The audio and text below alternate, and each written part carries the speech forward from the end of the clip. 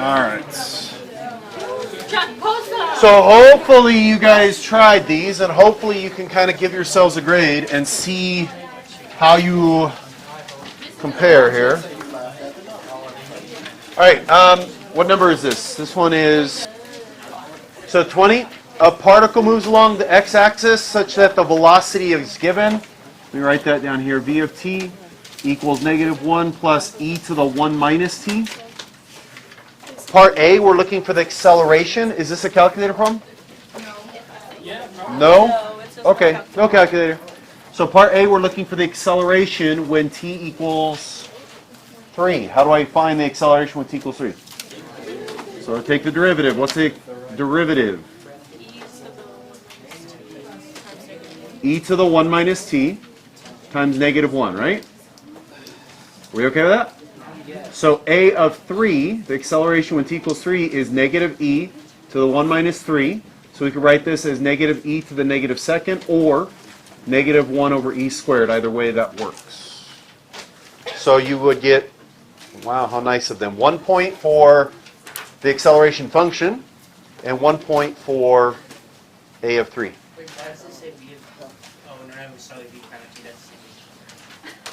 Okay. Part B, is the speed of the particle increasing at t equals 3? How do you know if speed is increasing? If velocity and acceleration are the same sign, that means you're heading in one direction and acceleration is going in the same direction, so it's pushing you. So you're speeding up.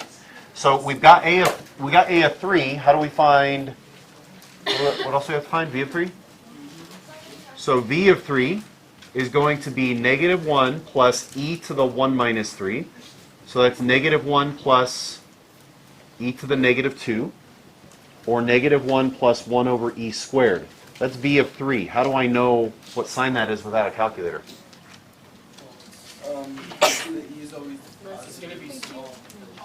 This is positive on the, this is greater than 1 here, this the denominator. So 1 over a number greater than 1 is less than 1. So -1 plus a number less than 1 is negative. And that's all I care about. So V of 3 is less than 0. Could you also take the derivative of acceleration and find when it's increasing? Yeah. Because it's saying like, is the speed increasing at this time? So this is not speed. This is acceleration. I don't know why. I've seen this a couple times throughout the year. Some of you guys are trying to make acceleration speed. Acceleration is not speed. What is speed? Speed is the absolute value of velocity. Okay. So anyways, what can we say? Acceleration at 3 is negative. Acceleration at 3 is, velocity at 3 is negative. Therefore, so the answer is yes. The speed of the particle is increasing. Okay. The speed is increasing since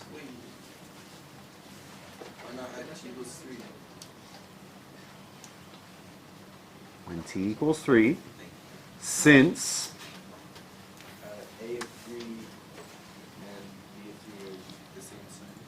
A of 3 and V of 3 have the same sign.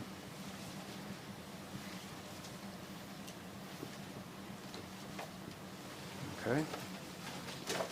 So B, you get 1 point. That's all.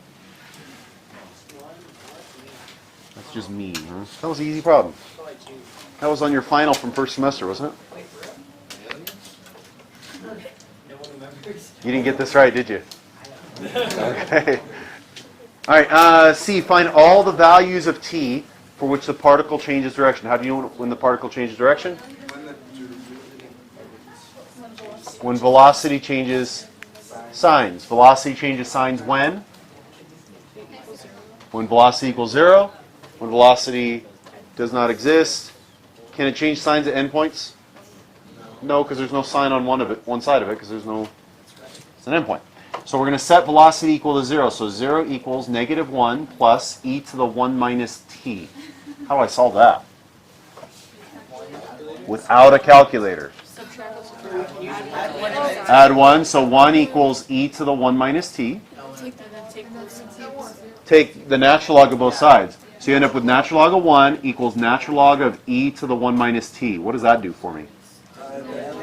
You can bring the 1 Okay, what's the natural log of 1? 0. E raised to what power is 1 and 0? And then we can move this exponent out front, so it's 1 minus t times what's the natural log of e? 1. So I'll just simplify this, say 0 equals 1 minus t. So t equals 1. Is that the answer? Not yet, at least, right? So what do we have to do now? Figure out what the signs are on either side of it, right? Now, remember, the number line does not earn you any points. It's just for you to see what's happening. So velocity is 0 when t equals 1. What about on this side? Plug in 0, okay, to velocity. So if I plug in 0, I get 1 minus 0 is 1. So e to the 1, what's e to the 1? 2 point something. And then minus 1. So it'll be positive. And then what about over here? Plug in 3. We already did v of 3. Is negative, okay? So what can we say? The particle changes what? Direction when t equals 1, since v of t changes signs when t equals 1.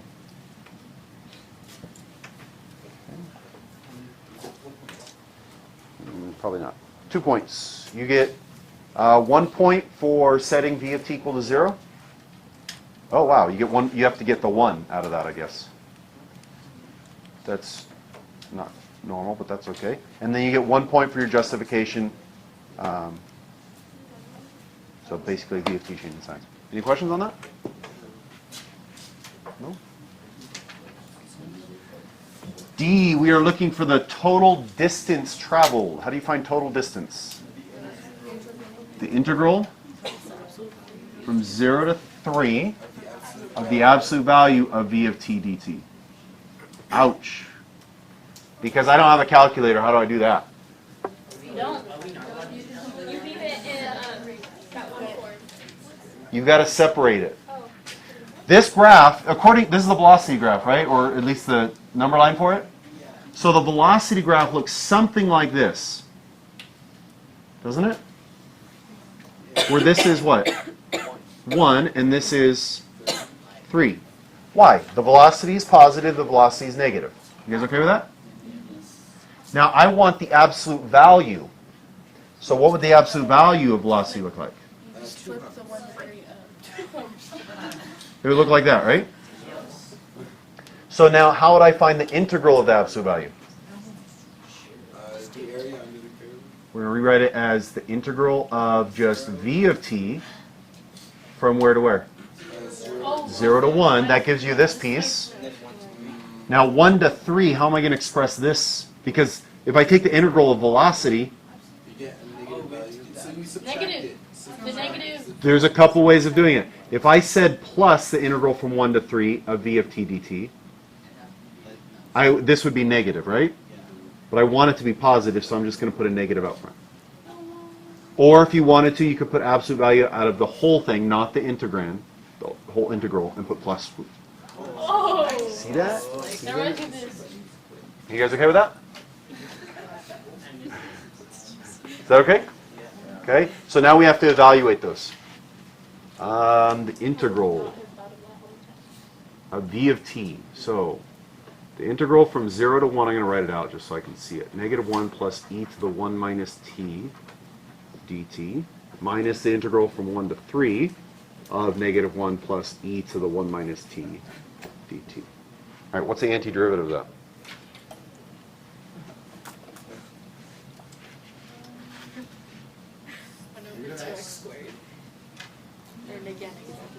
Negative t. What's the antiderivative of that? E to the 1 minus t Times 1. Times negative 1. times negative 1. I'm sure. Take the derivative, see what you get. What do you get? You get e to the 1 minus t times the derivative of that, which is negative 1, and then we have negative out front, makes it positive. If you need to, what's a good u? 1 minus t. 1 minus t, then du equals negative 1 dt, right? Got a test tomorrow. So negative 1 du equals dt. So this would be e to the u, negative e to the u dt, du. Okay? Just for that part. So what's the antiderivative of e to the u? And then a negative. So negative e to the 1 minus t. All right. And that's evaluated from 0 to 1. I can put that in brackets over here. Minus, in brackets over here, negative t minus e to the 1 minus t evaluated from 1 to 3. Whew. So what do I get?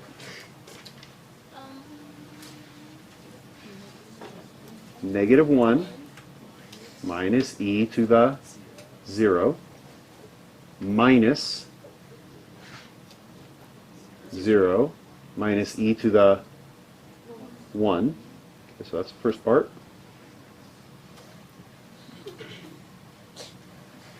Minus negative 3 minus e to the negative 2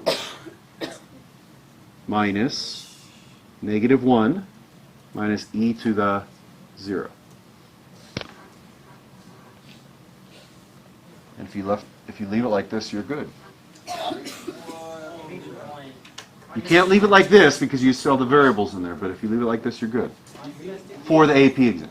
Will be like tougher on grading if you leave everything in that section? No. They're going to be tougher if you make a mistake from here down. They're going to mark you wrong.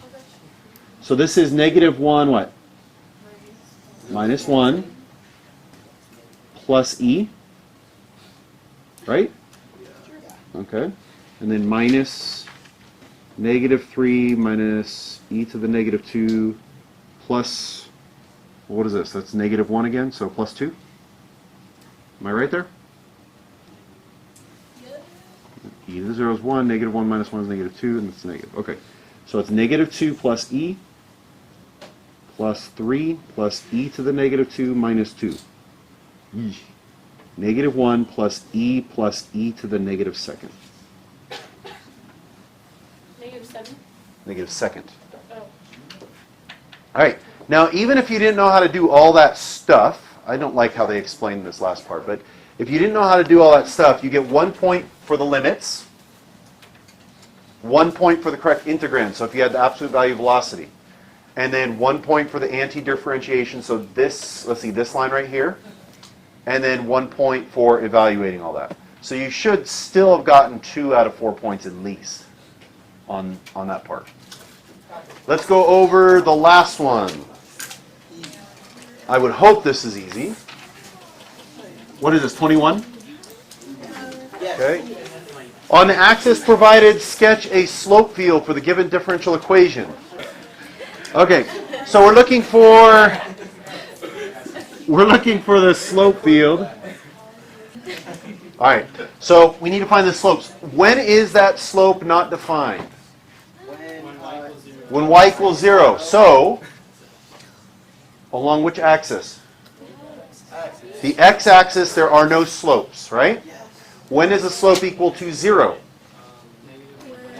When x equals negative 1. So we go back 1 and we have 0 slopes everywhere. Except on the x-axis. So that's that. And then we kind of just got to play around with it from there. So this coordinate is 0, 1. So we would get what on top?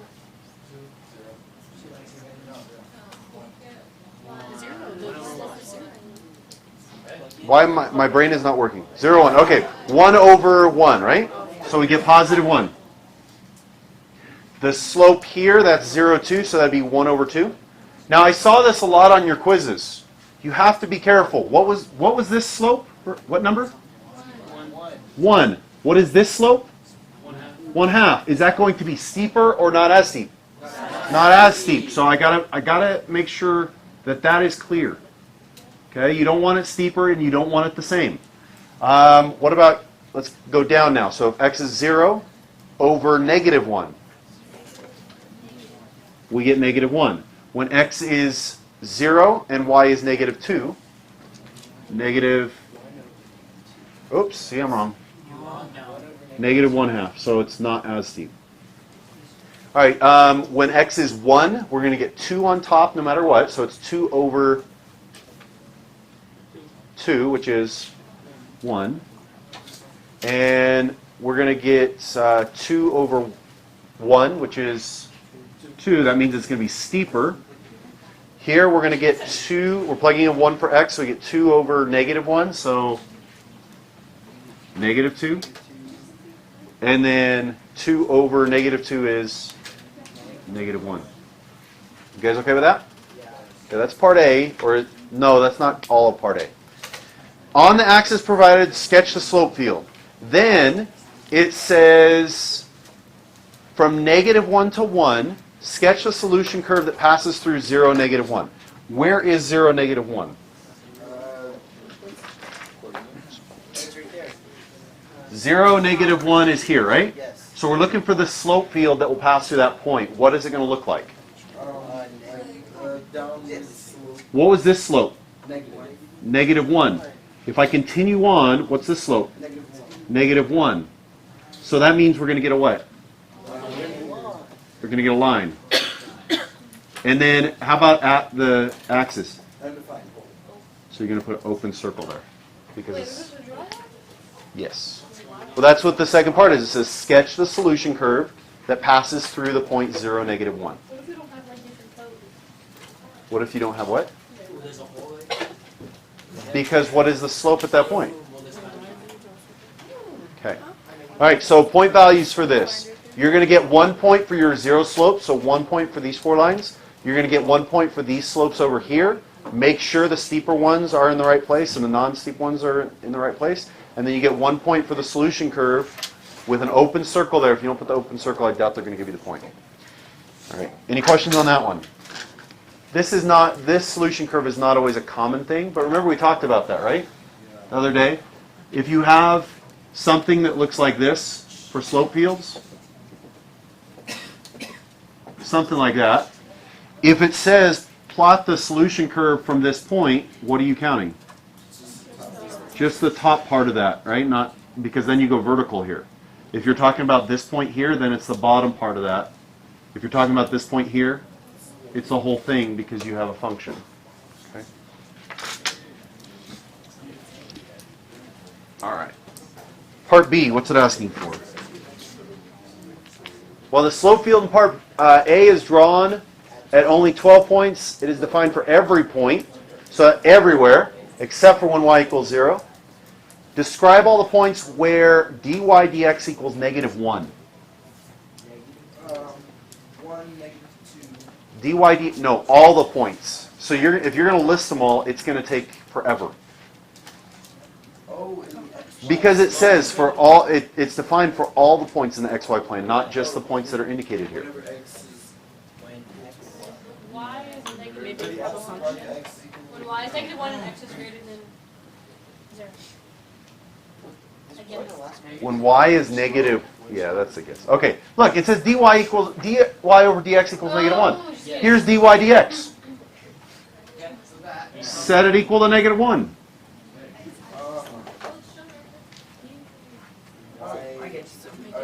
Okay.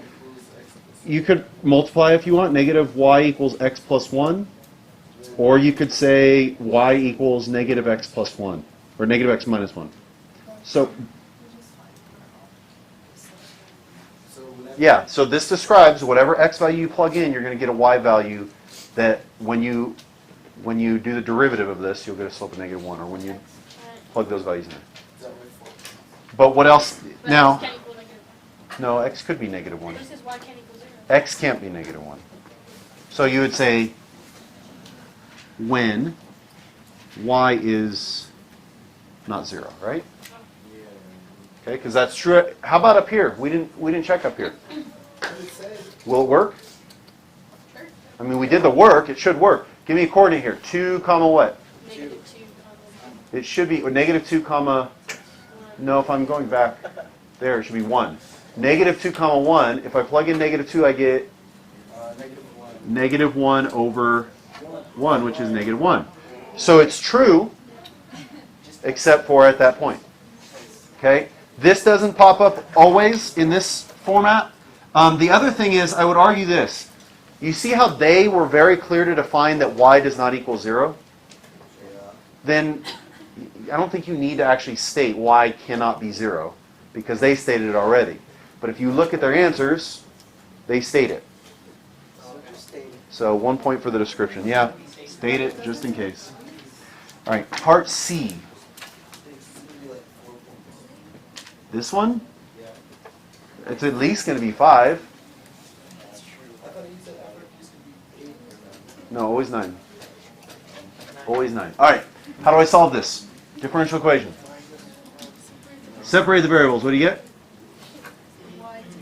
Y dy equals x plus 1 dx, like that? Nope, gotta have parentheses. Then we're going to integrate. What's the integral of y? 1/2 y squared equals, what's the integral of x plus 1? 1/2 x squared. 1/2 x squared plus x plus c. Okay? Without a problem, you guys should know how these points work. Where did your first point come from? Separating the variables. So 1 point for getting y over there and x over there properly. You get what else? You're going to get 1 point for the plus c.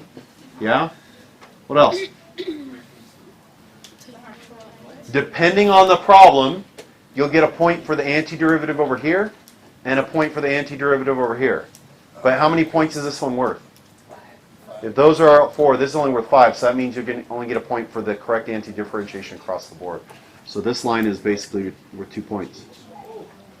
Now what do I do? Find C, so we're going to plug in our initial condition, which was 0, -2, so it's going to be 1/2 times -2 squared equals 1/2 times 0 squared plus 0 plus c. So c equals what? 2. Now what?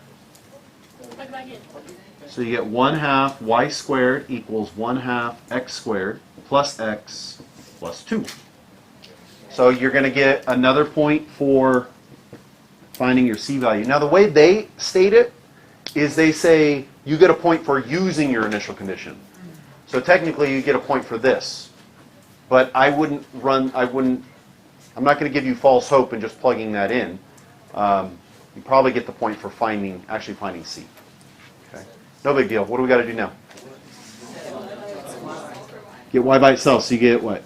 Y squared equals x squared plus 2x plus 4. And this is where I'm going to get you guys. Square root.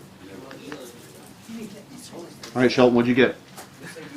Y equals plus or minus that. But you have to check it. You have to check it. It's probably negative. Why is it probably negative? If you put in the positive. Because the initial condition said f of 0 is -2. So that means the y value must be -2. Can the square root give you a negative? Only if it's the negative version of that, so you put the negative up front.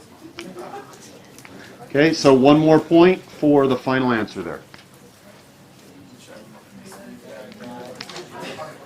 Can I show you one more thing about the natural log equation? All right. Let me give you, let's see. Wait, you all the way to China. dy dx equals...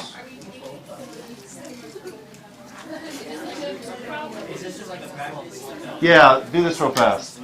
And you have, let's say, f of 3 equals -2. Let's see how we did here. We're going to separate the variables. What do you get? 1 over y dy equals x dx. Please pay attention to this. A lot of you guys, did you get to that point? Yes. Okay, then we integrate. A lot of you are getting the wrong answers because you're taking the wrong antiderivative. What's the antiderivative of this? Absolute value of y. What's the antiderivative of that? Plus c. So far you're up to 3 points if you did this right. If you didn't put the absolute values there, it's 2 points. Now we plug in our initial conditions. So we got the natural log of -2, absolute value -2, and then 3 squared plus c. This is why the absolute value exists. Just like the square root function, what's the natural log function look like? So the generic, well, I'm sorry, that's unrelated. When we go to solve this, what kind of equation are we going to get? We're going to get an exponential, right? So the exponential function could look like this, or it could look like this. Depending on where your initial condition is, if it's here, then it's the lower one. If it's here, then it's the upper one. You get what I'm saying? So we know what the initial condition is. It's -2, so that means it's probably the negative version of this. Now what? Natural log of 2 equals 9 over 2 plus c. So c equals natural log of 2 minus 9/2. So then we got the natural log. The natural log of the absolute value of y equals 1/2 x squared plus natural log of 2 minus 9/2. Is okay with that? Yeah. Okay. But this is where a lot of you will fall apart. Okay. You're going to write absolute value of y still equals e to the all of this. Yeah. Don't forget the absolute value. Now what do I do? Okay, notice real fast. The plus c, it's not like all of this and then plus c at the end. Where did the c end up? In the exponent. So that's important. Okay? So I'm going to rewrite this as the absolute value of y equals e to the 1/2 x squared times what? E to the natural log of 2 times e to the negative 9/2. You guys okay with that? The reason I did that is this becomes, E to the, 2. it just becomes 2. Elmore? So I can rewrite this as 2, that's 2, e to the 1/2 x squared. And I could rewrite that, but I'm just going to put that along with it in the exponent. You guys okay with that? Now, Just put negative. do I want the negative or positive version of this? Negative. Because the initial condition is negative, so it's going to negative. But I'm going to go back to Algebra 1 when you learn how to solve absolute values. Did we do this before? If I say the absolute value of x equals 25, what is x? It's 25 or negative 25. Do we have to write separately? No, but I want to go back over it because some of you are. So this means y equals 2e to the 1/2 x squared minus 9/2, or y equals negative 2e to the 1/2 x squared minus 9/2. So one of these are true. They can't both be true because if they both were true, you would have both of those and then it's not a function. Right? So which one of these will hold it true? Hold up my initial condition true? That one, so we can cross this out completely.